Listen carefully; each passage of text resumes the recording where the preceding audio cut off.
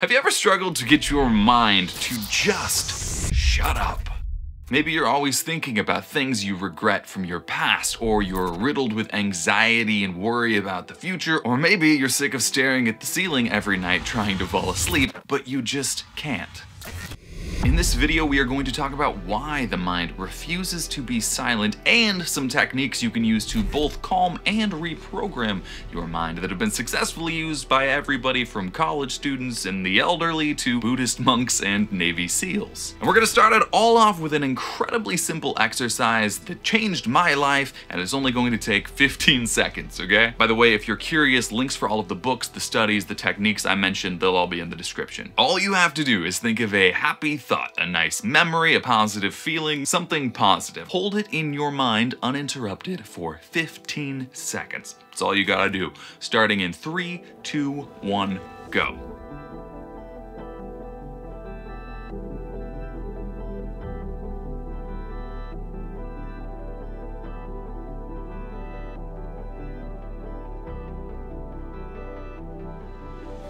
All right, how'd it go?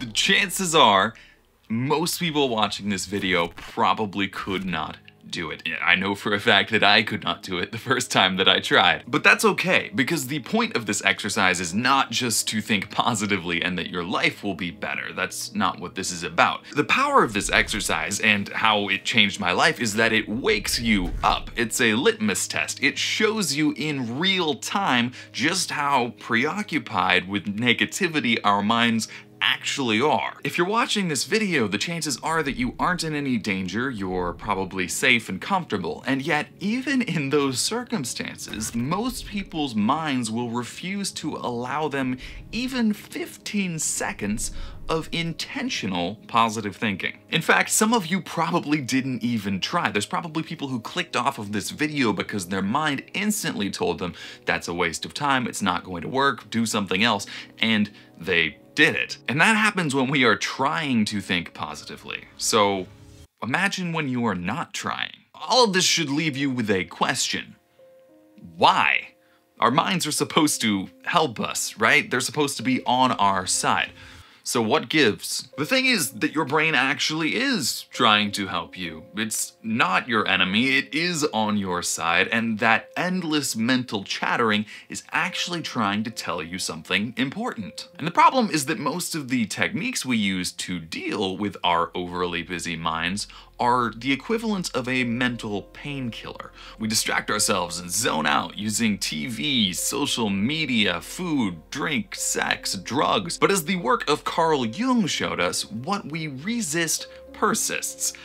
Pretending something doesn't exist, sadly, doesn't make it go away. Don't worry, I am going to show you both long and short-term techniques for how to calm your mind down, because sometimes a painkiller is super helpful. We also need to understand the underlying cause. Let me explain. The brain is an incredible problem-solving machine. And now this is a vast simplification because the brain is just incredibly complex. But basically, from the second you are born, the brain has the incredibly complex task of taking every piece of information you have ever received in your entire life and filtering through it to determine what is useful, what should be discarded, what we can learn from, what's good, what's bad, what's dangerous, and so on. Your brain then takes all of this information and uses it to create a sort of filter through which it then judges follow-up experiences. And as we have more and more experiences, our brain develops a very sophisticated matrix of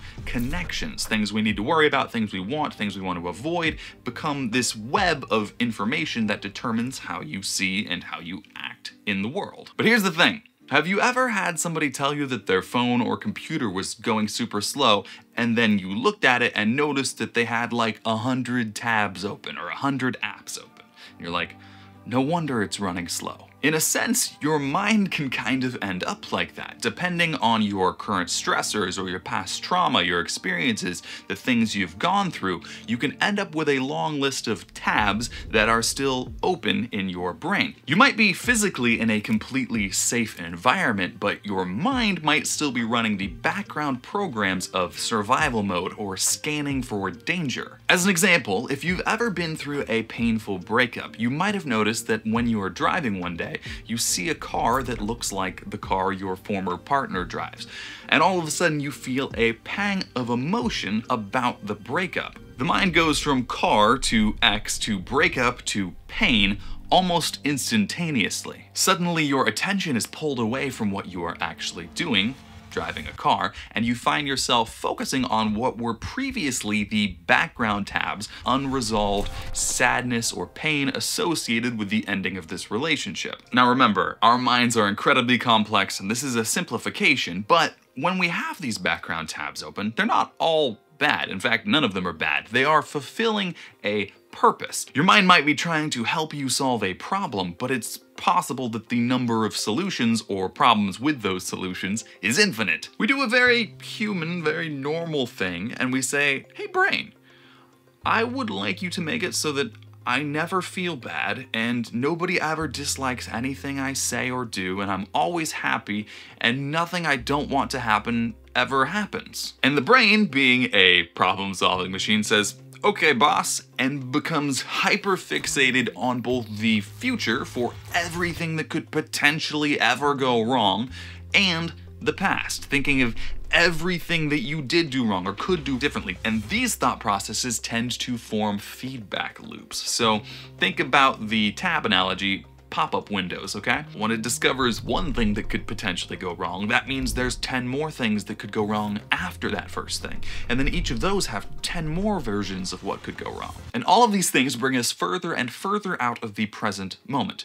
Where we actually are becomes completely irrelevant to the thought process that's dominating our mind. In fact, a famous study from 2008 that sampled 5,000 people found that almost 50% of the time, our mind is dissociated from what we are actually doing. Our thoughts are somewhere else other than where we are. Additionally, the researchers found that it didn't actually matter whether the thoughts were positive or negative. Simply being disconnected from where you were and what you were doing was universally shown to reduce happiness. And that brings us to our first technique, which is for when you need a quick fix. Sure, we know that suppressing is not great and you want a long-term solution, but sometimes you just need a second to breathe.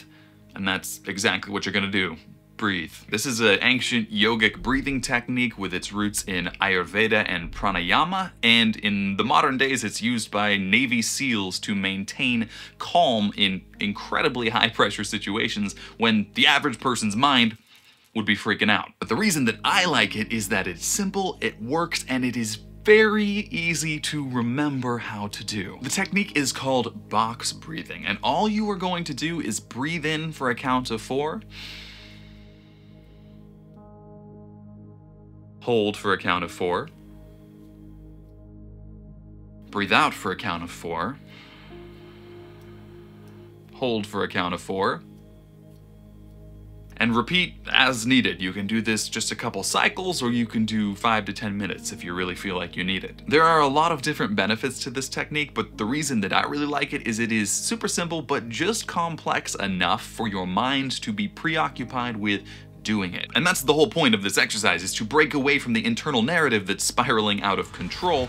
Bring yourself back to where you physically are. Can also help to feel your fingers and toes, look around, notice where you presently are as opposed to the kind of out of control spinning of your mind. The second technique is a sort of medium to long-term process, and it comes from one of my favorite books, The Untethered Soul by Michael Singer. Now, this exercise might sound a little strange at first, but it's one that I have personally found to be extremely helpful. Basically, the exercise is to take that annoying negative voice that goes on and on and on, and pretend that it is your roommate. And whenever you notice yourself getting distracted or overly negative or preoccupied with thought, instead of resisting it, remember what we resist persists, just listen to it. Realize that you are the one listening, not necessarily the one talking, and then take on a certain air of curiosity. And the reason that this can be so helpful is it gives you a glimpse into your own internal narrative. Normally those background tabs are just kind of there, and we don't discover them until we are triggered by them.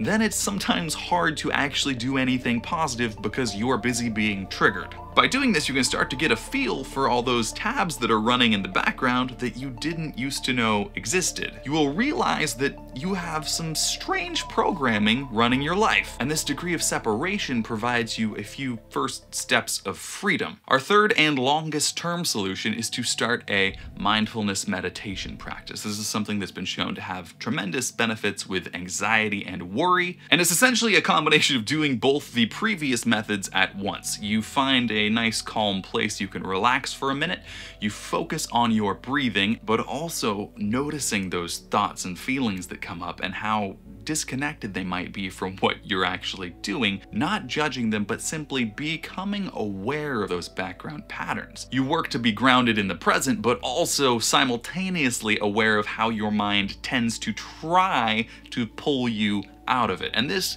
helps you develop a little bit of inner resilience towards being pulled into those moments of being triggered or suddenly being overwhelmed by your own mind. The mind really is just trying to help you. It's just that our complex conditioning and programming and our fears and our insecurities open a tremendous amount of these background tabs. In order to understand how to close those background tabs once and for all, we need to free ourselves from that conditioning, from that programming. And to do that, we need to know how to let go. And if you want to know how to do that, then what you need to do next is check out this video right here, one of the most popular and transformative that I have ever made. That will show you everything you need to know about how to truly free yourself. Thank you so much for watching. We will see you next time. Bye-bye.